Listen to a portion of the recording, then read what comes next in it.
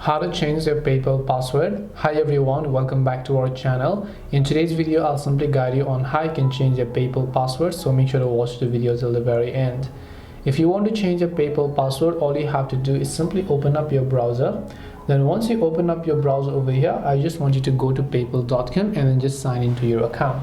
Once you sign into your account, you're going to be able to see this type of interface where what you need to do is you just need to tap the three lines option located at the top left corner, and then you'll find the gear icon that you can see from the very top of the screen. So you can just tap that gear icon here.